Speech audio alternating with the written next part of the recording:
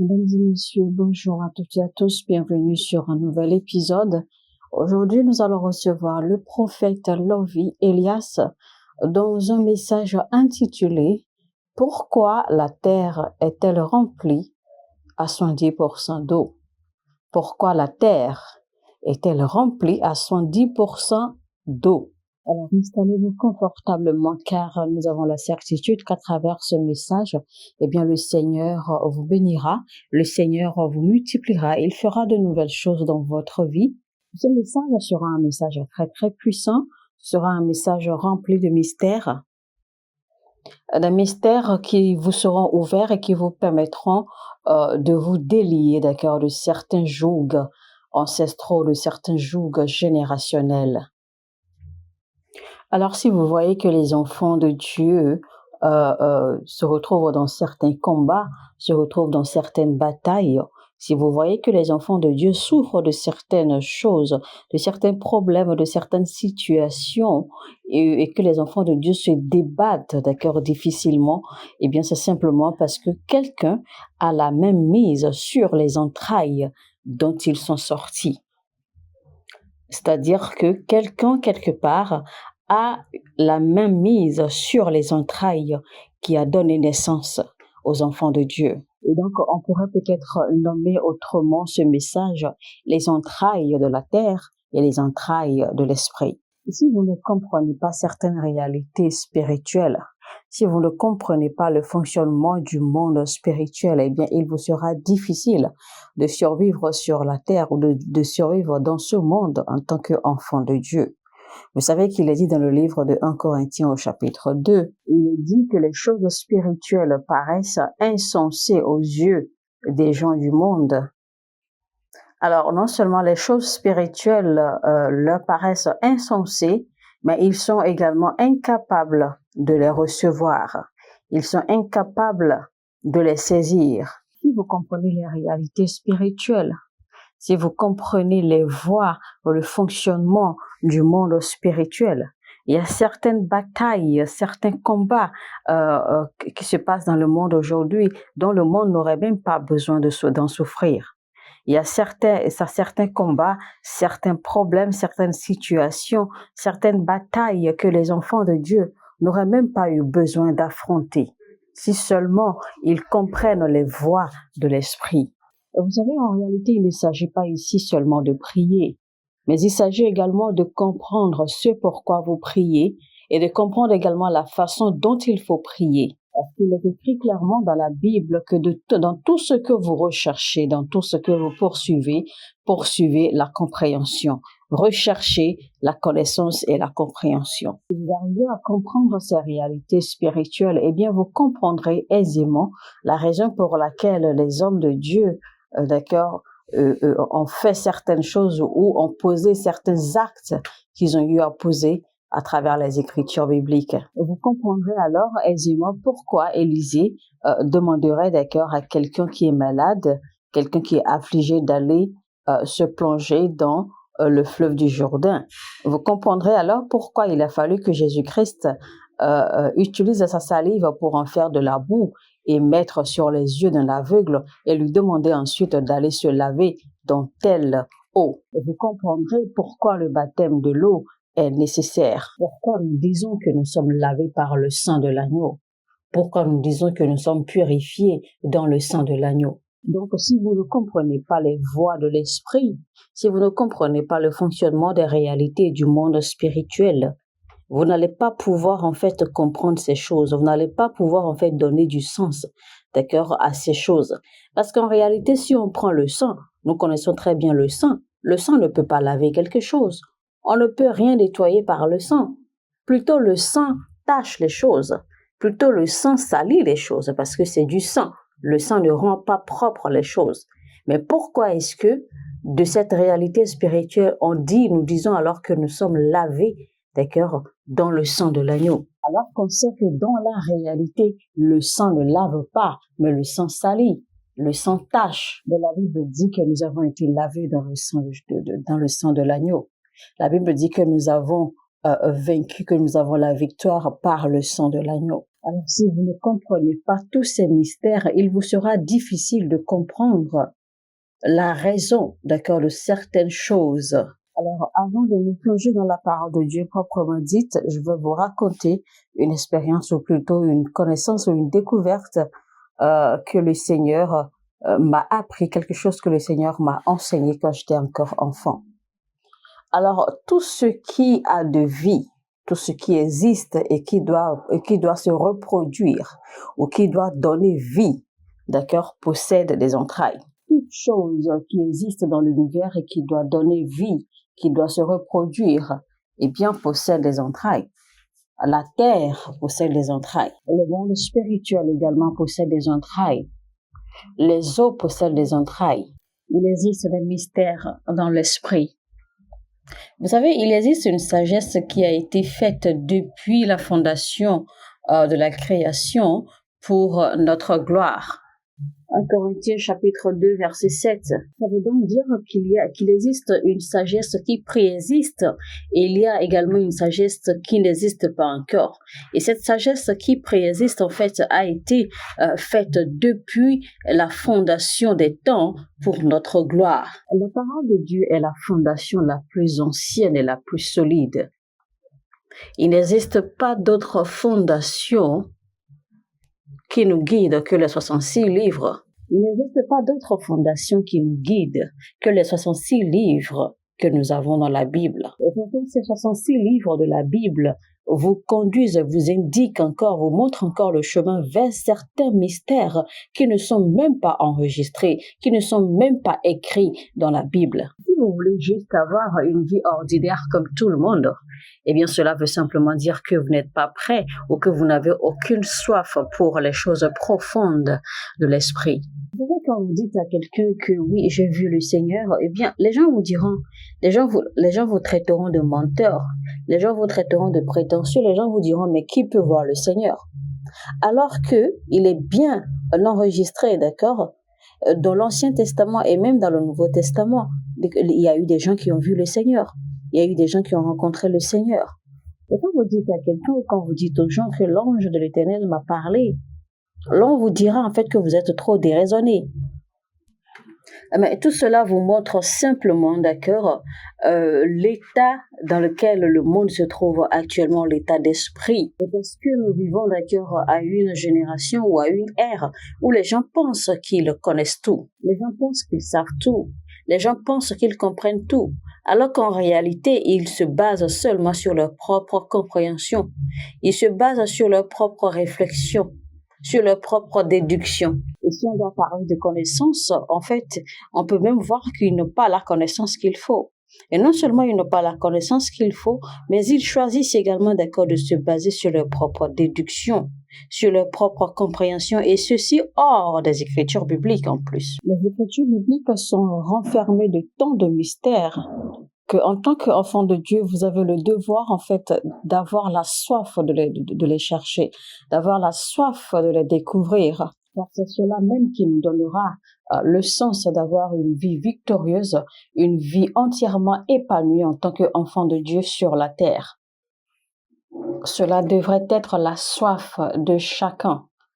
La soif d'être beaucoup plus proche de Dieu, la soif d'être intime avec lui, la soif d'expérimenter véritablement ce qui est écrit dans les Écritures. Parce que ce qui est écrit en fait dans les Écritures, ce n'est pas écrit juste pour décorer des feuilles d'un livre. Et ce qui est écrit dans les Écritures, en fait, ce n'est pas seulement des choses qui se sont produites dans le passé et qui ne vont plus se reproduire. Ce n'est pas une histoire qui est racontée. C'est une expérience qui est faite pour être répétée. C'est une expérience qui est faite pour être vécue quotidiennement. Ce sont des expériences éternelles parce que Dieu est le même hier, aujourd'hui et à jamais. Donc ça veut dire que ce que Dieu a fait hier et qui est enregistré dans les Écritures, il peut le refaire aujourd'hui même. La relation qu'il a eue avec Moïse, avec Abraham, il peut avoir cette même relation avec d'autres encore aujourd'hui. Et ce sera ainsi pour l'éternité. Alors maintenant, pour revenir, d'accord. Alors les entrailles, en fait, c'est un lieu ou quelque chose qui reproduit, quelque chose qui donne la vie, quelque chose dont une chose peut être, ou une chose peut naître. Maintenant, il faut retenir que Dieu est la source de toutes choses. C'est Dieu qui est la source de toutes choses. C'est lui qui est porteur de toutes choses. C'est lui qui est le créateur de l'univers. Il est le maître de la création. Donc, tout ce qui a de la vie, que ce soit physiquement ou de façon visible ou de façon invisible, provient de Dieu. Mais pour que ces choses visibles ou invisibles, d'accord, puissent venir à la manifestation, eh bien, Dieu va choisir, d'accord, le moyen de les faire venir à la manifestation, de les faire prendre corps. Et donc, pour cela, Dieu va alors créer les entrailles. Dieu va choisir les entrailles d'où ces choses, d'accord, vont provenir ou d'où ces choses vont se manifester. Ça peut être les entrailles de la terre, les entrailles des eaux, les entrailles d'un être humain, précisément une femme, pour que quelque chose, une nature qu'il a créée, puisse prendre corps, puisse prendre chair et se manifester physiquement. Et je le répète, Dieu est la source de toute création. Dieu est la source de toute chose.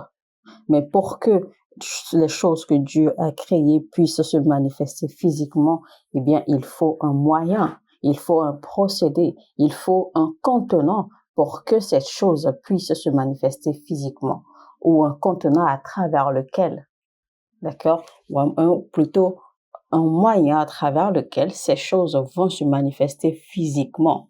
Il existe donc certains éléments, d'accord, qui ont de grandes potentialités spirituellement. Ces éléments sont hautement utilisés dans le règne de l'esprit, soit positivement ou négativement. Et quiconque peut avoir le contrôle absolu d'un de ces éléments, eh bien, aura également le contrôle sur toute créature ou toute création qui sortira, d'accord, de cet élément en question. On va lire Genèse chapitre 1, verset 20 qui dit: Dieu dit que les eaux produisent en abondance des animaux vivants et que les oiseaux volent sur la terre vers l'étendue du ciel. Vous voyez alors que Dieu créa, d'accord, les animaux de la profondeur des eaux, des entrailles des eaux. Alors, il y a bien une raison pour laquelle la terre est couverte à 70% d'eau. En réalité, c'est parce que l'eau constitue les entrailles de la terre. C'est de l'eau, d'accord, que la terre a été formée, a été produite ou formée. C'est de l'eau que la terre est née. Ce que je suis sur le point de dire va certainement paraître un peu difficile aux gens de croire ou de comprendre. Mais je prie que Dieu vous donne la grâce de comprendre. Vous savez, quand l'ange Gabriel est apparu à Marie, il lui a dit qu'elle concevra d'un enfant et qu'elle concevra et qu'elle enfantera un enfant. Marie lui a demandé clairement, mais comment cela serait-il possible si elle ne connaît pas d'homme? C'est alors que l'ange Gabriel lui répond que le Saint-Esprit va l'envelopper. Le Saint-Esprit va mouvoir sur elle et elle concevra. Quand vous lisez Genèse chapitre 1, la seule chose que vous remarquez, c'est que la terre est remplie d'eau. Il n'y a que l'eau sur la terre. Mais avant même que les eaux ne soient mentionnées dans la Bible, dans les Écritures, eh bien, les Écritures vous montrent que le Saint-Esprit de Dieu se mouvait déjà au-dessus des eaux. Ça veut dire que l'Esprit de Dieu est en train de faire quelque chose aux eaux, d'accord, en mouvant ou en mouvant au-dessus d'elles. En d'autres termes, on peut dire que l'Esprit de Dieu était très relax à se poser sur les eaux. L'Esprit de Dieu était très paisible à recouvrir les eaux. Maintenant, essayez, d'accord, de rester dans une imagination constante de ce que les eaux peuvent produire après ce contact avec le Saint-Esprit. Maintenant, d'ores et déjà, nous savons que tout ce qui est physique vient, d'accord, de l'invisible ou du surnaturel. Tout ce qui est physique que nous voyons, en fait, n'est que le résultat de ce qui est dans le spirituel. Toute chose a été créée à partir de choses qui n'existent pas encore. Vous êtes-vous jamais posé la question pourquoi les gens appellent la terre-mère? Alors, donc, l'Esprit de Dieu se mouvait sur les eaux, au-dessus des eaux. Alors, pour commencer, Dieu a d'abord fait appel à la terre sèche, que la terre se détache ou que la terre sorte des eaux. Maintenant, rappelez-vous très rapidement que les eaux qui recouvraient la terre entière n'étaient pas seulement les eaux qui étaient destinées à demeurer sur la terre. Les eaux qui recouvraient la terre entière étaient connectées également aux eaux dans le firmament. C'est-à-dire que les eaux qui se trouvent au-delà du firmament que nous voyons aujourd'hui, les eaux des cieux et les eaux qui étaient destinées, d'accord, à demeurer sur la terre étaient connectées. Donc, toutes les eaux, en fait, étaient une et elles recouvraient la terre entière. Mais il a fallu qu'à un moment que Dieu fasse une séparation pour distinguer les eaux des cieux et les eaux qui se trouvent sur la surface de la terre ou qui se trouvent sur la terre aujourd'hui. Et vous savez, un secret que je vous livre rapidement au passage, vous savez, dans les cieux, devant le trône de Dieu, en fait, il se trouve des eaux, d'accord? Des eaux, en fait, que l'on appelle la mer cristal. La mer cristal. Donc, devant le trône de Dieu se trouve la mer cristal. Pourquoi pensez-vous que Jésus-Christ a dit que de ses entrailles ou que de leurs entrailles couleront des rivières d'eau vive? Pourquoi pensez-vous que Jésus-Christ a dit cela? Où se trouvent ces rivières? Et d'où est-ce que ces eaux pures vont sortir, si ce n'est pas du trône de Dieu? Et donc, en fait, ça parle, d'accord, de la source, la mer cristal, devant le trône de Dieu. Selon vous, quelle est la plus ancienne création de Dieu, si ce n'est les eaux? La Bible nous fait comprendre, par exemple, que dans le ciel, en fait, il y a 3 témoins. Nous avons le Père, nous avons le Fils, nous avons le Saint-Esprit, et les 3 font un. Sur la terre, eh bien, nous avons également 3 témoins. Et les 3 témoins sur la terre, c'est les eaux, le sang et l'esprit. Alors, quand on parle en fait de témoin, ça veut dire que c'est quelqu'un ou quelque chose qui existait, d'accord, quelque chose qui a vu la création, d'accord, qui a assisté à la création des choses, ou qui a assisté, d'accord, au déroulement d'un événement. Donc, c'est ce qu'on appelle un témoin. Donc, l'eau qui est, d'accord, l'ancienne, d'accord, ou la plus ancienne créature ou création de Dieu. Ensuite, l'esprit, qui est l'esprit de Dieu, évidemment. Ensuite, on parle de sang. Le sang, en fait, la Bible a dit clairement que le sang de l'agneau qui a été immolé depuis le fondement de la création. Donc, ça veut dire que le sang a déjà existé, ou le sang existait avant même la création de choses matérielles, ou avant même la création du monde matériel. Donc, l'agneau avait déjà été immolé, parce que l'unique sang qui peut être témoin pour nous, c'est le sang de Jésus-Christ. Il n'y a pas d'autre sang. Donc, comment peut-il être notre témoin s'il n'a pas existé déjà avant le commencement? Vous savez, malheureusement, dans le corps du Christ, nous comprenons la rédemption comme si la rédemption était un plan B, d'accord, que Dieu a exécuté après que Adam et Ève ont failli, d'accord, devant Dieu. Mais non, ce n'est pas du tout cela. Dieu n'a pas attendu que Adam et Ève aient à faillir dans le jardin d'Éden avant, d'accord, de mettre en opération un plan B. Le plan B, d'accord, qui consistait alors à envoyer son fils unique pour le sacrifier pour la rédemption de l'humanité. Non, parce que si Dieu devait agir ainsi, ça veut dire qu'il n'est pas Dieu.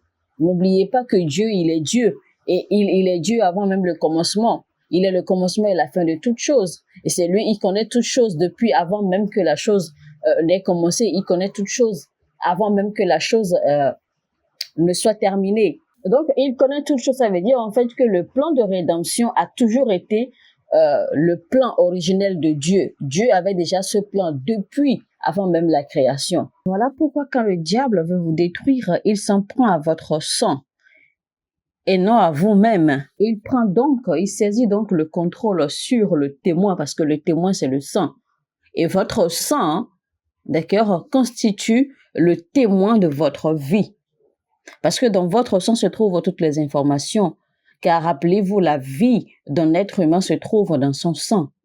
Votre sang renferme toutes les informations de votre lignée familiale, de votre lignée ancestrale. Dans votre sang se trouve toute l'histoire de votre famille, toute l'histoire de votre génération avant et vous-même. Dans votre sang se trouve l'histoire, d'accord, de vos ancêtres que vous avez connus et même ceux que vous ne connaîtrez jamais. Dans votre sang se trouve le commencement de votre genèse, de votre famille, de votre source, de votre vie. Dans votre sang se trouve absolument tout ce qui vous concerne. C'est donc pour cela que le diable s'attaque toujours à votre sang. Parce que une fois qu'il a le contrôle de votre sang, il a le contrôle de vous-même, il a le contrôle de tout ce qui vous concerne. Il a le contrôle sur votre passé, votre présent et même votre futur. C'est pour cela qu'il est facile au diable de vous manipuler, de vous utiliser, de faire de vous ce qu'il veut, de s'en prendre à vous, de vous faire le mal et de vous détruire, de vous affliger comme il le veut. Quand les méchants du monde des ténèbres, les sorciers, les magiciens, etc. veulent s'en prendre à vous, si jamais ils ont le contrôle de votre sang, c'est que vous êtes fini. Parce qu'il faudra Dieu lui-même pour vous sauver, pour vous délivrer. Et vous savez, quand nous sommes en train de briser les alliances générationnelles ou les malédictions générationnelles, en réalité, nous sommes en train de sanctifier notre sang. C'est ce que nous essayons de faire. Nous essayons en réalité, d'accord, de faire perdre l'odeur, d'accord, et le goût de notre sang aux gens des ténèbres, aux sorciers, aux démons, aux esprits, etc. Nous essayons, d'accord, de leur faire perdre le goût de notre sang. Nous essayons de les troubler, de les confondre pour qu'ils ne retrouvent plus la trace de notre sang, pour qu'ils ne perçoivent plus l'odeur de notre sang. Nous essayons de les confondre afin qu'ils ne retrouvent plus la trace de notre sang, afin qu'ils ne retrouvent plus les informations nous concernant. C'est pour cela que la Bible dit que notre vie est cachée en Christ et en Dieu. Et parlant de cela, ça parle en réalité de notre sang, parce que notre vie se trouve dans notre sang. Donc ça ne parle pas en fait de nous en tant qu'individus qui sommes cachés en Christ, non, mais ça parle de notre vie. Donc la vie d'un individu doit être cachée en Christ et en Dieu. Le sang d'un individu. Donc, il existe des secrets que vous ne connaissez pas.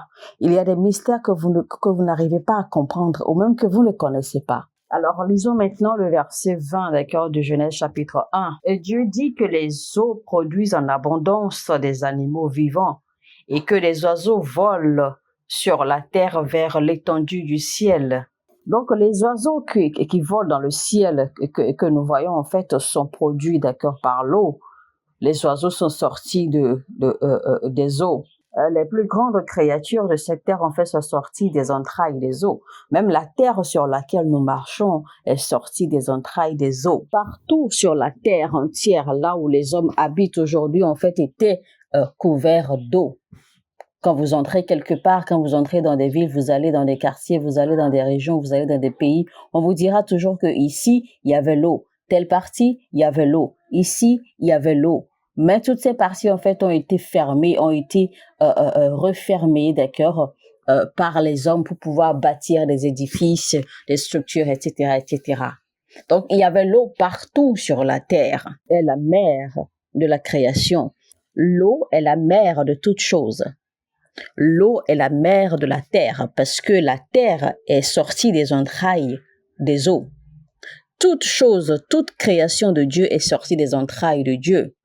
Parce que c'est des entrailles de Dieu que Dieu a produit toute création, toute chose qui existe aujourd'hui. Le verset 21 dit que Dieu créa les grands poissons et tous les animaux vivants qui se meuvent et que les eaux produisent en abondance selon leur espèce. Il créa aussi tout oiseau ailé selon son espèce et Dieu vit que cela était bon.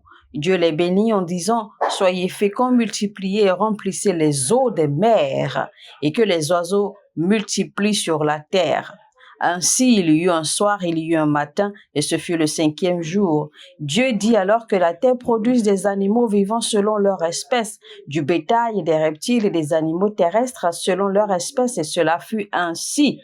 Dieu fit les animaux de la terre selon leur espèce, le bétail selon son espèce, et tous les reptiles de la terre selon leur espèce. Et Dieu vit que cela était bon.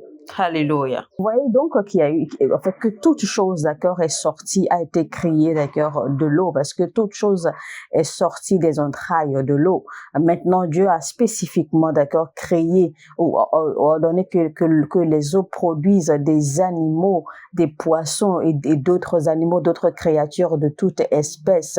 Et maintenant, Dieu a ordonné à ce que la terre produise maintenant d'autres animaux, d'accord, de toute espèce.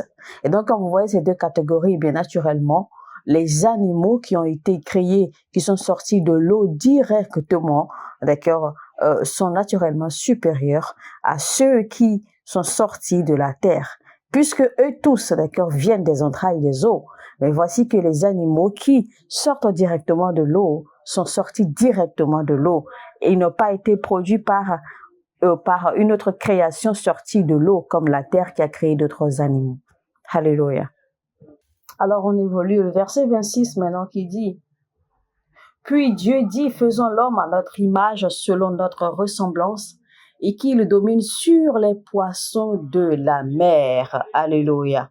Vous voyez donc que la première domination que Dieu a conférée à l'homme, c'est la domination sur les eaux. C'est-à-dire que Dieu nous a donné le pouvoir de dominer sur les eaux et sur tout ce qui est lié, sur tout ce qui sort des eaux.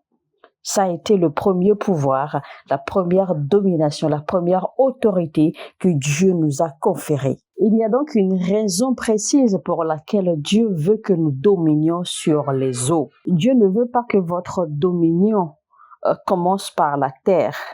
Votre première autorité à exercer, c'est sur les eaux et les créatures des eaux. Et si l'on remarque bien, si l'on fait une bonne analyse, vous allez constater en fait que l'eau, d'accord, en fait, est l'élément le moins exploré. Les gens préfèrent aller explorer d'autres planètes, aller chercher d'autres sphères. Les gens préfèrent étudier la Lune, le Soleil, les planètes, etc. Et personne ne se préoccupe, en fait, d'étudier les eaux. Personne ne se préoccupe de savoir ce qui se trouve dans les eaux. Savez-vous même que dans la profondeur des eaux, dans la profondeur de la mer se trouvent des villes, se trouvent des endroits que l'on ne pourra même jamais découvrir. Il se trouve des endroits cachés, des univers cachés dans la profondeur de la mer. Savez-vous même qu'il existe des montagnes plus élevées, c'est-à-dire des monts plus élevés même que les monts les plus élevés sur la terre? Il en existe de plus élevés dans la profondeur de la mer. Ça, c'est un mystère que vous ne saurez que quand vous êtes vraiment connecté à Dieu. C'est un mystère que vous ne saurez que quand Dieu vous le montre.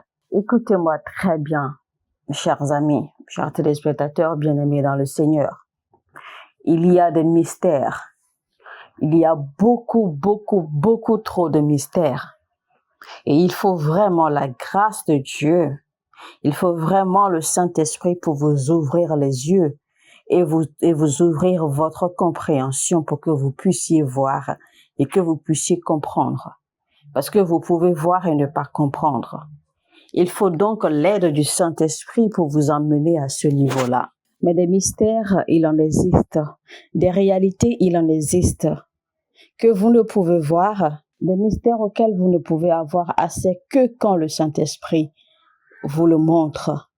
Ou que quand le Saint-Esprit vous ouvre les yeux et vous ouvre la compréhension. Ce verset que nous avons lu, en fait, n'est rien du tout. Ce verset seul, en fait, suffit largement pour que je vous ouvre, en fait, les yeux sur quelque chose qui a toujours existé, mais que vous n'aviez jamais su, que vous n'aviez jamais compris. Vous aviez toujours lu ces versets et lu encore et encore sans pour autant même comprendre l'esprit, la réalité qui se trouve en fait, qui se cache derrière ce qui est écrit dans ce verset. Donc, à retenir rapidement, la première autorité, la première domination que Dieu a conférée à l'homme, c'est la domination sur les eaux et non la domination sur la terre. C'est sur les eaux que l'humanité doit exercer en premier sa dominion. Voilà pourquoi notre Seigneur Jésus-Christ était étonné. Il était surpris de voir que les disciples étaient étonnés et qu'ils étaient effrayés de le voir en train de marcher sur l'eau. Notre Seigneur Jésus était surpris de voir comment Pierre était étonné de le voir commander, ordonner les poissons d'entrer dans sa barque. de le voir ordonner, commander les poissons d'entrer dans son filet, dans leur filet jusqu'à ce que les filets se brisent.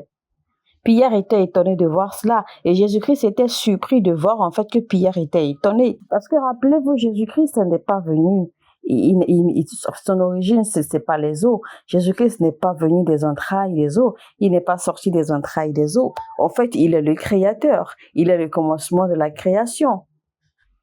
Il est la source même, parce que toute chose, d'accord, en fait, a été faite par lui et à travers lui. Donc Jésus ne pouvait pas nous donner ce qu'il ne possédait pas. Jésus-Christ nous a simplement montré la révélation de Genèse chapitre 1 au verset 26, parce qu'il avait la dominion sur les eaux, il avait la dominion, le pouvoir sur les poissons.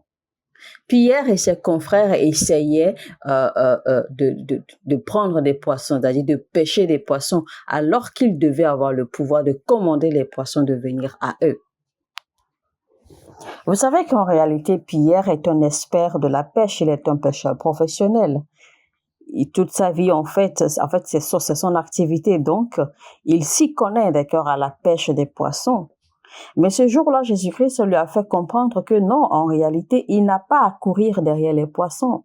Il n'a pas à chercher les poissons. Il n'a pas à aller faire la cour aux poissons pour que les poissons entrent dans son filet. Il avait, d'accord, le pouvoir de commander aux poissons pour avoir autant de poissons qu'il voulait parce qu'il a l'autorité sur les eaux. Il a l'autorité sur les poissons, ce que Pierre ne savait pas. Ce que Pierre ne comprenait pas parce qu'il n'exerçait pas sa dominion sur les eaux. Il n'exerçait pas sa dominion sur les poissons. Mais il a fallu que Jésus-Christ lui fasse la démonstration. Quand Jésus-Christ a commandé aux poissons et que les poissons sont entrés dans les filets ont craqué, ils ont rempli 2 barques jusqu'à ce que mais les poissons refusaient de s'arrêter de venir parce que Jésus-Christ avait commandé cela. C'est alors que Pierre a compris, a réalisé tout de suite qu'il avait péché. Et il a dit alors au Seigneur Jésus, je suis un pécheur, j'ai péché. Pourquoi? Parce qu'en fait, il n'avait pas compris cette essence, il n'avait pas compris cette réalité et il avait douté, d'accord, quand le Seigneur lui a demandé de jeter son filet à l'eau pour prendre les poissons parce qu'en fait, il avait voulu se jouer les experts. Mais Jésus-Christ lui a démontré le contraire. Donc, il a réalisé en fait qu'il avait douté, d'accord, de la capacité ou de la puissance ou de l'autorité de notre Seigneur Jésus-Christ. Et il n'avait pas aussi compris qu'il avait la même autorité lui-même. Alors, il s'est déclaré être pécheur. Il a reconnu avoir péché parce qu'il a douté. La plupart ou la majorité, d'accord, des problèmes de l'homme sur la terre viennent des eaux ou viennent de la mer. Mais récapitulons cela en eau, viennent des eaux. C'est-à-dire que la majorité des problèmes, la majorité des peines, la majorité des douleurs de l'homme sur la terre, de l'humanité sur la terre, viennent des eaux, sont liées aux eaux. Mesdames et messieurs, eh bien, nous arrivons à la fin de la première partie de notre message aussi intéressant. Pourquoi la terre est-elle remplie d'eau à 70%? Pourquoi la terre est-elle remplie à 70% d'eau? C'était donc avec le prophète Lovi Elias. Je vous invite à rester connectés afin de suivre la deuxième partie de ce message très très intéressant. Alors, si le message vous a édifié, si vous avez été béni, si vous en avez appris, d'accord, de ce message, alors je vous invite à partager le lien, d'accord, de cette vidéo au maximum. Partagez autant que vous pouvez. Ne gardez pas l'information pour vous tout seul. Ne gardez pas cette grâce, cette découverte, cette révélation pour vous tout seul. Partagez-la autant que vous pouvez parce qu'il y a quelqu'un quelque part qui en a besoin pour la survie de son âme, de son esprit, pour faire revivre sa foi, pour faire revivre sa connexion avec le Seigneur, pour renaître, d'accord, dans le Seigneur, pour corriger ses pas, etc., etc. Ce message est pour le corps du Christ, pour les frères et sœurs, pour l'édification du corps, pour l'édification du corps de Christ. Alors, n'oubliez surtout pas liker, cliquez sur le bouton j'aime, ça ce n'est pas à oublier parce que cela permettra à YouTube de recommander également, d'accord, nos messages à d'autres audiences plus élargies. Si vous n'êtes pas encore abonné à cette chaîne, faites-le tout de suite. Abonnez-vous et activez la cloche de notification afin de ne rater aucun de nos messages. Chaque fois que nous faisons des publications, vous allez recevoir des notifications et pouvoir vous connecter. Sur ce, je vous dis que Dieu vous bénisse et à très très bientôt pour la deuxième partie. Shalom chez vous. Mon heure a sonné, votre heure a sonné.